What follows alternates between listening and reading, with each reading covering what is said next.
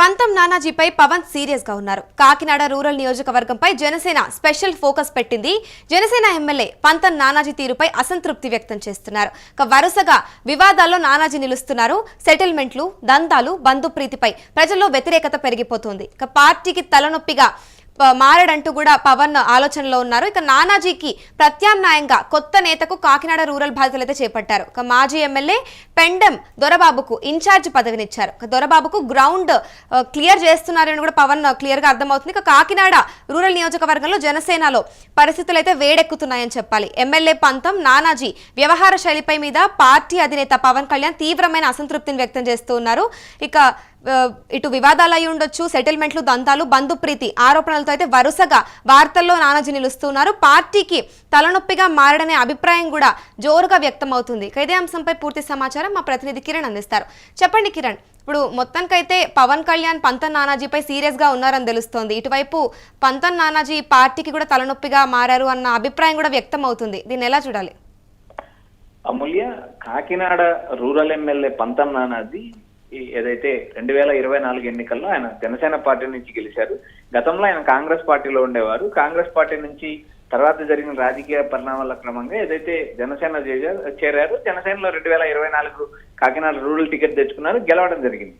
ఏదైతే అప్పటి వరకు కాంగ్రెస్ లో ఉన్న నేతలని ఇప్పుడు కూడా ఆయన పాత కాపులను ఏదైతే కాంగ్రెస్ నేతల్ని దగ్గరికి తీసుకుంటున్నారంటూ ప్రచారం జరుగుతుంది. జనసేనకు సంబంధించిన కార్యకర్తలను, జనసేనకు సంబంధించిన నాయకులను పట్టించుకోలేదంటూ తీవ్ర విమర్శలు వస్తున్నాయి. ఏదైతే ఈ వ్యవహారాలన్నిటిపైన అధ్యక్షుడు పవన్ కళ్యాణ్ కి ఫిర్యాదు చేశారు. పవన్ కళ్యాణ్ కూడా సీరియస్ గా వ్యాఖ్యానించినట్టు రాజకీయ వర్గాల్లో ప్రచారం జరుగుతుంది. ఏదైతే పంతం నానాజీకి సంబంధించిన సామాజిక వర్గానికి సంబంధించిన వారిని పాత అతని బంధు ప్రీతి ఏదైతే ఉందో బంధువులను 5 మండలాలకు ఏదైతే నియోజకవర్గ మండలాలను అప్పజెప్పారు. వారే ఆ బాధ్యత చూస్తున్నారు. ఆ నియోజకవర్గంలో వివాదాలు పెరిగిపోతున్నాయి. భూ కబ్జాలు, లిక్కరు, ఇసుక ఇలాంటి వ్యవహారాలపైన పంతం నానాజీతో పాటు ఆయన బంధువులు పర్యవేక్షిస్తున్నారు. నియోజకవర్గాన్ని దోచుకుంటున్నారంటూ ఇప్పటికే పవన్ కళ్యాణ్ కు పలు ఫిర్యాదులు అందాయి. అయితే ఇక్కడ మా కాకినాడ రూరల్ నియోజకవర్గంలో వరుసగా రెండోసారి ఎమ్మెల్యేగా గెలిచిన చరిత్ర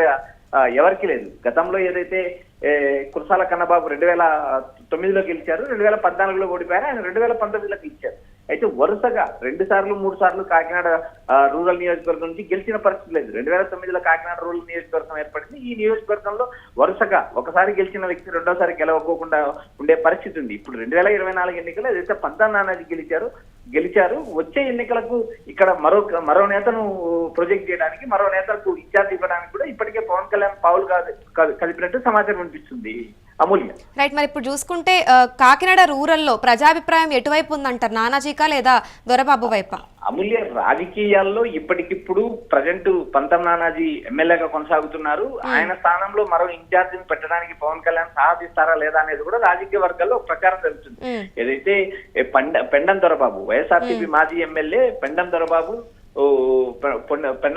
గతంలో ఏదైతే పిఠాపురం ఎమ్మెల్యేగా ఉన్నారో ఆయన సొంత నియోజకవర్గం కూడా కాకినాడ రూరల్ పరిధిలో ఉంది. ఆయన్ను ఏదైతే పెండం దొరబాబును ప్రస్తుతం ఉన్న నానాజీ స్థానంలో ఒకవేళ ఇన్ఛార్జి నియమించినా అవి రాజకీయంగా చాలా ఇబ్బందులు తలెత్తే అవకాశం ఉంది. ఎందుకంటే ఇక్కడ ప్రధానంగా పంతం నానాజీ పైన ఏదైతే వరుసగా వివాదాలు రావడం, ఏదైతే గతంలో ఒక ప్రొఫెసర్ ను ఒక మెడికల్ ప్రొఫెసర్ ను దాడి చేయడం, ఏదైతే వరుసగా ఏదైతే ఓ పంచాయతీ ఈ వైసీపీ నాయకుడికి పంచాయతీలో వైసీపీ నాయకుడి ఇల్లు ఏదైతే ఆయన ఇల్లు పక్కల కొట్టడం, ఇలాంటి వరుస వివాదాలు ఏదైతే పంతం నానాజీ పైన వరుస వివాదాలు ఉన్నాయి. సెటిల్మెంట్లు, దందాలు, బంధుప్రీతి వీటిపైన పార్టీకే కాదు నియోజకవర్గంలో ప్రజలకు కూడా తలనొప్పిగా తయారయ్యారు. ఏదైతే గతంలో ఉన్న నేతలు ఎవరు కూడా ఏదైతే మాజీ ఎమ్మెల్యే ఏదైతే కురసాల కన్నబాబు ఉన్నారు, కురసాల కన్నబాబు చాలా బెటర్ అంటూ రాజకీయ వర్గాల్లో ప్రచారం జరుగుతుంది. ఎక్కడ రేషన్ దగ్గర నుంచి మొదలు పెడితే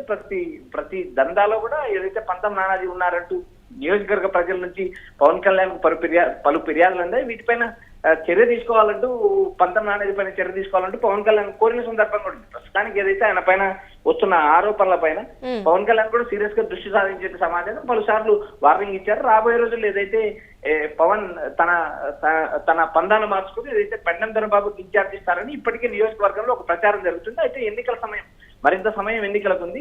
దాదాపు 3 సంవత్సరాలు ఎన్నికలు ఉన్నాయి కాబట్టి ఇప్పటికిప్పుడు పవన్ కళ్యాణ్ నిర్ణయం తీసుకుంటారా లేదా అనేది కూడా రాజకీయ వర్గంలో ఒక చర్చ జరుగుతుంది. అయితే పెండం దొరబాబు వైఎస్ఆర్సీపీ నుంచి వచ్చిన పెండం దొరబాబు మృదు స్వభావి, ఆయన నియోజకవర్గం ఆయన సొంత నియోజకవర్గం కూడా. అయితే గతంలో ఆయన ఏదైతే పిఠాపురం నుంచి గెలవడం జరిగింది. అయితే ప్రస్తుతానికి ఉన్న పరిస్థితుల నేపథ్యంలో ఏదైతే ఇన్ఛార్జ్ను మారుస్తారా, ఇన్ఛార్జ్ నియమిస్తారా లేదా అనేది పవన్ కళ్యాణ్ కూడా మనం వేచి చూడాలి. ప్రస్తుతం ఉన్న నానాజీ ఏదైతే పంతం నానాజీ పైన వరుస వివాదాలు, అంతేకాకుండా బంధుప్రీతితో పాటు గతంలో ఏదైతే కాంగ్రెస్ నుంచి ఆయన వచ్చారో కాంగ్రెస్ నేతలతో ఆయన చట్టాపట్టలు వేసుకుని తిరగడం, ప్రస్తుతం ఉన్న పార్టీ కోసం కష్టపడిన జనసేన కార్యకర్తలను కానీ జనసేన నాయకులకు కానీ ఆయన విలువకపోవడం, ఇలాంటి వ్యవహారాలపైన పవన్ కళ్యాణ్ ఫిర్యాదు ఉంది. దీనిపైన సమగ్రంగా చర్చించిన పవన్ కళ్యాణ్ ఇప్పటికే పలుమార్లు ఏదైతే పంతం నానాజీ హెచ్చరించిన సమాచారం రాబోయే రోజుల్లో ఏదైతే ఇదే పందా కొనసాగితే ఇన్ఛార్జీలు మారుస్తారంటూ రాజకీయ వర్గాల్లో ఒక ప్రచారం జరుగుతుంది. Amulya. Right, thank you Kiran. ఇక చూసుకుంటే పంతం నానాజీపై పవన్ సీరియస్ గా ఉన్నారు. కాకినాడ రూరల్ నియోజకవర్గంపై జనసేన స్పెషల్ ఫోకస్ పెట్టిందని తెలుస్తోంది. జనసేన ఎమ్మెల్యే పంతం నానాజీ తీరుపై అసంతృప్తి వ్యక్తం చేస్తూ ఉన్నారు. ఇక ప్రస్తుతం అయితే కాకినాడ రూరల్ గత కొన్నాళ్లుగా చూసుకుంటే వరుసగా కూడా వివాదాలతో హాట్ టాపిక్ గా మారిందనే చెప్పాలి.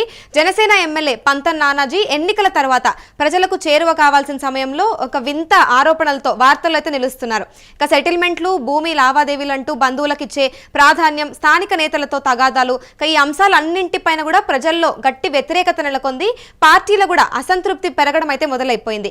ఇక పార్టీ ఎక్కడ బలపడాలన్నా కూడా ఇక్కడే ఇలాంటి వివాదాలు రావడం జనసేన టాప్ లీడర్షిప్ ను ఆలోచనలో పడేసిందని చెప్పాలి. ఇక ఎట్టకేలకు ఈ పరిణామాలన్నింటినీ కూడా పవన్ కళ్యాణ్ దృష్టికి చేరడంతో నానాజీ ఆధ్వర్యంలో జరుగుతున్న రాజకీయాలపై తీవ్రమైన ఆగ్రహం వ్యక్తం చేసినట్టు పార్టీ వర్గాలు చెబుతున్నాయి. ఇక ప్రజానీకంలో నానాజీ ఇమేజ్ దెబ్బతినడంతో ఇలా కొనసాగితే పార్టీకి చాలా నష్టం జరుగుతుందని అభిప్రాయం బలపడింది. ఇక దీంతోనే కాకినాడ రూరల్ బాధితుల్లో కూడా పెద్ద మార్పు చేసినట్లు సమాచారం ఉంది.